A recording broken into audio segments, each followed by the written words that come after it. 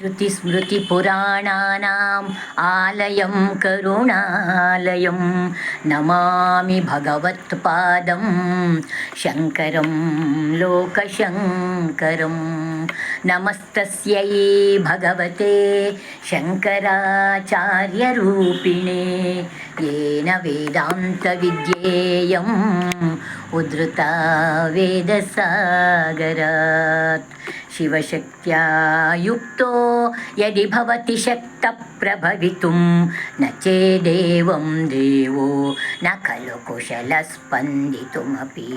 अतस्त्वामाराध्यां हरिहरविरिञ्चादिभिरपि प्रणम्तुं स्तोतुं वा कथमकृतपुण्यप्रभवति।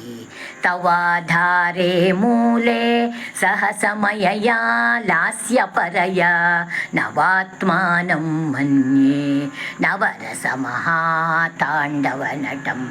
उभाभ्यामेताभ्याम् उदयविधिमुद्दिश्य दयया सनाथाभ्यां जज्ञे जनकजननीमज्जगदिदम्। गतैर्माणिक्यत्वं गगनमणिभिः सान्द्रघटितं किरीटं ते हैमं हिमगिरिसुते कीर्तयति यः। सनीडे यच्छायाचूरणशबलं चन्द्रशकलं धनुषौ नासीरं किमिति न निबध्नाति धिषणाम्। धुनोतु ध्वान्तं नः तुलितदलितेन्दीवरवनं घनस्निग्धश्लक्ष्णं चिकुरनिकुरुम्बं तव शिवे। यदीयं सौरभ्यं सहजमुपलब्धुं सुमनसो वसन्त्यस्मिन् मन्ये बलमथनवाटी विटपिनां। तनोतु क्षेमं नः तव वदनसौन्दर्यलहरी परिवाहस्रोतः सरणिरिव सीमन्तसरणिः। वहन्ति सिन्दूरं प्रबलकबरी भारतिमिरद्विषां बृन्दैर्बन्धीकृतमिव नवीनार्ककिरणम्। अरालै स्वाभाव्यात् अलिकलभसश्रीभिरलकैः परीतं ते वक्त्रं परिहसति पङ्केरुहरुचिं। दरस्मेरे यस्मिन् दशनरुचिकिञ्जल्करुचिरे सुगन्धौ माद्यन्ति स्मरदहनचक्षुर्मधुलिहः। ललाटं लावण्यद्युतिविमलमा भाति तव यत् द्वितीयं तन्मन्ये मकुटघटितं चन्द्रशकलम्। विपर्यासन्न्यासात् उभयमपि सम्भूय च मितः सुधालेपस्योतिः परिणमति माग्राकाहिमकरः।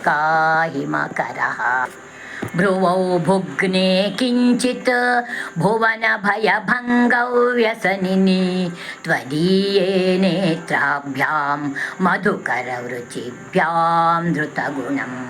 धनुर्मन्ये सव्ये तरकरगृहीतं रतिपतेः प्रकोष्ठे मुष्टौ च स्थगयति निगूढान्तरमुमे। अहस्सूते सव्यं तव नयनमर्कात्मकतया त्रिया मां वामं ते सृजति रजनीनायकतया। तृतीया ते दृष्टिः दरदलितहेमाम्बुजरुचिः समाधत्ते सन्ध्यां दिवसनिशयोरन्तरचरीं।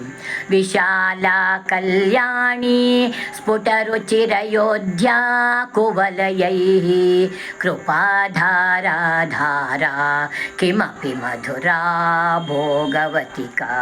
अवन्ती दृष्टिस्थे बहुनगरविस्तारविजया ध्रुवं तत्तन्नाम व्यवहरणयोग्या विजयते। कवीनां सन्दर्भस्तबकमकरन्दैकरसिकं कटाक्षौ व्याक्षेपभ्रमर कलभौ कर्णयुगलम् अमुञ्चन्तौ दृष्ट्वा तव नवरसा स्वादतरलौ असूया संसर्गात् अलिकनयनं किञ्चिदरुणम्